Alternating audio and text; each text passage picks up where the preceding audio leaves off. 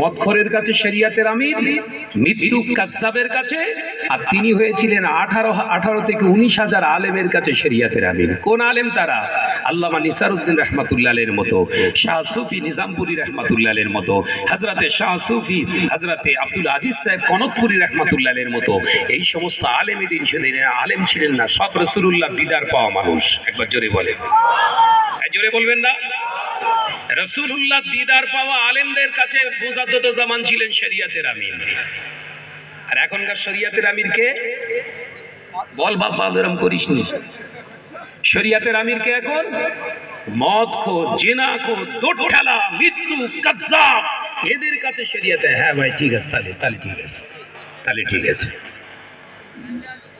আমাদের কাছে হতে পারবি না, কারণ আমরা দরবারে থেকে আল্লাহ ওয়ালাদের কাছে থেকে মানুষ হয়েছি। আল্লাহ ওয়ালা সুরাত দেখলে বোঝা যায়। একজন মৃত্যু কাজ্জাব, একজন অন্যায়কারী, অন্যায় সৈন্য ওয়ালা, তার চেহারা দেখলে, সুরাত দেখলে বোঝা যায় প্রকৃত হাকিকাতে কতটা আল্লাহ ওয়ালা।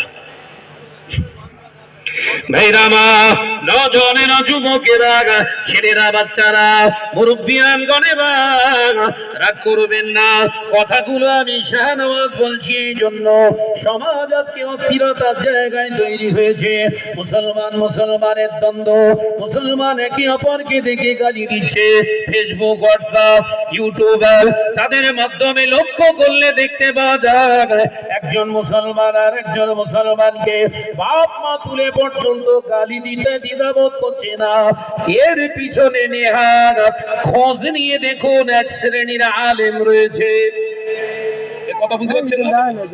ওই যে গালাগালি করছে একে অপরকে, এদের তদন্ত করে দেখেন ওর হুজুর একজন আলেম, ওর ইন্ধনে এগুলো কাজ চলছে। তাহলে যে আলেমের দ্বারা অন্যায় প্রতিষ্ঠিত হয় ও আলেম।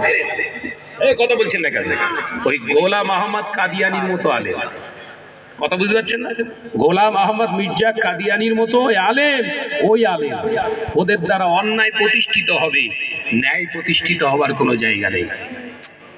ওই জন্য আল্লাহ পাক মেনশন করে বললেন, আতিউল্লাহ ওয়া আতিউর রাসূল। আমি আল্লাহ আমার ইতাআত এবং আমার হাবিবের ইত্তিবা সুন্নাতে নববীর উপরে প্রতিষ্ঠিত যারা যে আলেমগুলো, তাদের অনুসরণ করে তোমরা আমি আল্লাহ এবং আমার হাবিবের সন্ধান পেতে পারো। একবার জোরে বলুন, একবার জোরে বলবেন না? বিশাল জ্ঞানী, বিশাল জ্ঞানী, শুধু বলছে বিরাট কোরআন হাদিসের জ্ঞান। কোরআন হাদিসের জ্ঞান আল্লামা হুজুরের কম ছিল? এই কথা বলছেন এখানে। আল্লামা হুজুরের লাকাব দেয়া হয়েছিল আমির শরিয়ত। আল্লামা হুজুরের মতো 154 খানা কিতাব লেখো, কথা বলছেন না কেন? আবার কিছু কিছু চাটখোর তারা কি বলছে, দ্বিতীয় আল্লামা রুহুল আমিন, নাউজুবিল্লাহ বলে, দ্বিতীয় আল্লামা রুহুল আমিন বেরোচ্ছে। কত মদ না খেলে এই নেশা চড়ে, এই কথা বলছেন না কেন? কত নেশা মাথার ভিতরে ঢুকেছে। দ্বিতীয় আল্লামা রুহুল আমিন 154 খানা কিতাব হুজুর কেবলা লিখে গেলেন জাতির স্বার্থে, যে 154 খানা কিতাব তালাশ করলে দেখা যায় 25,000-এর উপরে কিতাব তার ভিতরে লোকদর্পণ রাখা হয়েছে। একবার জোরে বলে, একবার জোরে বলেন না? সেই আল্লামা হুজুর লিখে গেলেন একটা ফতোয়া, যে এই রমজান আসছে, ইতিকাফ রাখার বিষয়ে ফতোয়া রেখে গেলেন। সেই আল্লামা হুজুরের ফতোয়া কেটে নিজে ফতোয়া তৈরি করলেন। আল্লামা মানবেন? এই কথা বলছেন না কেন? তোমাকে আল্লাহ বলে, আল্লামা বলে সেই দিন মানবো, আমির শরিয়ত বলে সেই দিন মানবো যেদিন তুমি ওয়াজ করবে আর রাসূলুল্লাহকে দেখে উঠে দাঁড়াবে। এই কথা বলছেন না কেন?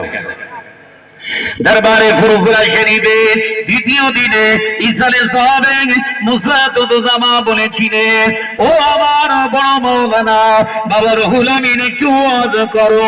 আল্লামা হুজুর রাহমাতুল্লাহ আলাইহি দিনের রাত চালায় হুজুর আমার দাঁড়িয়ে পড়েছে, ওয়াজ নসিহত করছে। হঠাৎ দেখতে পাওয়া যায় মুসাদ্দুজামা আমির শরিয়ত আলা হযরত আবুবকর হুজুর পীর কেবলা রাহমাতুল্লাহ আলাইহি ভক্ত মুরিদ নিয়ে দরবারে বসে আছে। আল্লামা হুজুর ওয়াজ করতে করতে হঠাৎ উঠে দাঁড়িয়ে পড়েছে। রাসূলুল্লাহ এসেছে। হযরতে শাহ সুফি হযরতে আব্দুল মাহবুব সাহেব রাহমাতুল্লাহ আলাইহি আল্লাহু আকবার বলে, ইয়া রাসূলুল্লাহ বলে চিৎকার মেরে উঠে দাঁড়িয়ে গেলেন। হুজুর আল্লাহ আল্লামা হুজুর রাহমাতুল্লাহ আলাইহি আওয়াজ বন্ধ করে রাসূলুল্লাহকে সালাম দিতে শুরু করলেন।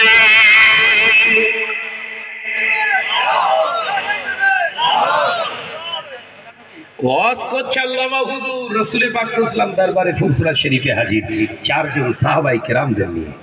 এখন বলবেন এর দলিল দেন, ও দলিল কত লিবি আসিস কোনি বসে হবে না আলোচনা, কথা ঠিক না বুঝলেন?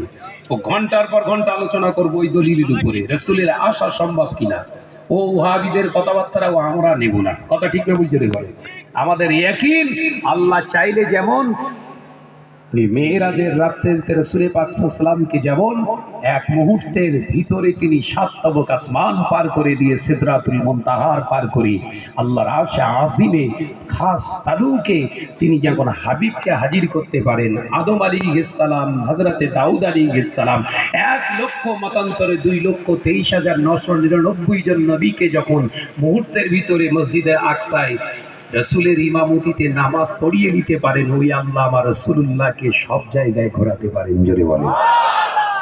এতে আর সন্দেহ আছে নাকি? একদম শর্ট করে জাজটা বলে দিলাম, তুই তোর ঈমান নিয়ে থাক। কথা বুঝতে পারছেন না? মুজাদ্দিদুল জামান দাদা হুজুর পীর কেবলা রাহমাতুল্লাহ আলাইহিকে মহব্বত করেছিলেন। তারা কেন মহব্বত করেছিলেন? তিনি আলেম ছিলেন, শুধু আলেমে নয়, আলেম ছিলেন শুধু তাই নয়, ইলমে জাহিরির সঙ্গে ইলমে বাতিনি শিক্ষার কংক্রিট একজন মজবুতি আলেমে দিন ছিলেন। সেই জন্য আল্লামা হুজুর বসিরহাটেই টাকি থেকে হুজুর চলে গিয়েছিলেন ফুরফুরা দরবার শরীফে মুজাদ্দিদুল জামানের হাতে হাত দিতে। তারা নিজের ইচ্ছা নয়, আল্লাহ বলেছিলেন বলে গিয়েছিলেন। আল্লাহ বলেছে, আল্লাহ বলেছে রুহুল আমিন আলেম শুধু নয়, আতিউল্লাহ ওয়া আতিউর রাসূল। আমার আবু বকরের ভিতরে আছে, যদি আল্লাহওয়ালা আমার প্রেমিক হতে চাস আবু বকরের হাতে হাত দে, একবার জোরে বলে। এই আয়াতে কারিমার আমল করতে গিয়ে হুজুর কেবলা দরবারে গিয়ে ধাক্কা খেয়েছিলেন। মুজাদ্দিদুল জামান চেহারা দেখে আল্লামা হুজুরকে বলেছিলেন, বাবা রুহুল আমিন পীরের হাতে বায়াত হতে এসছো বাবা, ভেতরটা পরিষ্কার করে নাও, 40 দিন যাও সবক নাও, ইস্তেগফারের সবক দিলেন। 30 দিন যে পার হলো না, ঠিক 30 দিনের মাথায় 31 দিন মাথায় হুজুর আবার ফুরফুরায় চলে গেলেন। 41 দিনের আগে 31 দিনে চলে গেলেন। মুজাদ্দিদুল জামান চেহারা দেখে মুচকে হেসে বললেন, বাবা রুহুল আমিন এসো বাবা। উঠে দাঁড়িয়ে পড়লেন দাদা হুজুর, একবার জোরে বলেন, একবার জোরে বলেন। আল্লামা হুজুরকে দেখে আমির শরিয়ত দাঁড়াচ্ছে, সুবহানাল্লাহ বলেন। আলোচনা বুঝতে পারেননি নাকি? বোঝা যাচ্ছে? আল্লামা হুজুরকে দেখে আমির শরিয়ত দাঁড়াচ্ছে, সম্মান আছে না না?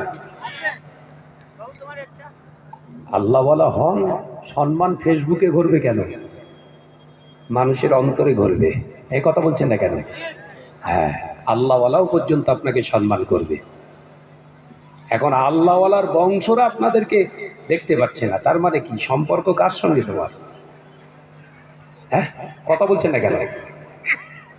একজন উঠে দাঁড়ান, একজন উঠে দাঁড়িয়ে বলুন, শাহনাজ ভাই আপনি ওয়াজ করছেন, একবার আপনি উঠে দাঁড়িয়ে বলুন, ভাইজান ফুরু আপনার বসিরহাট দরবার শরীফে যেটি ইসালে সাহেবে ফুরফুরা শরীফে যাব, আমরা অন্য কোন উদ্দেশ্যে যাব না, আমরা আসবো ইসালে সাহেবের উদ্দেশ্যে।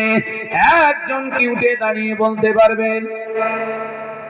পারবেন না, কারণ আপনাদের মুখ্য উদ্দেশ্য থাকে দাদা হুজুরের মাজারটা জিয়ারত করা, আল্লাহর ওলির রুহানি দোয়া নেওয়া। একবার আল্লামা হুজুরের মাজারটা জিয়ারত করা, তার রুহানি বরকত হাসিল করা, মূল উদ্দেশ্য থাকে এটা।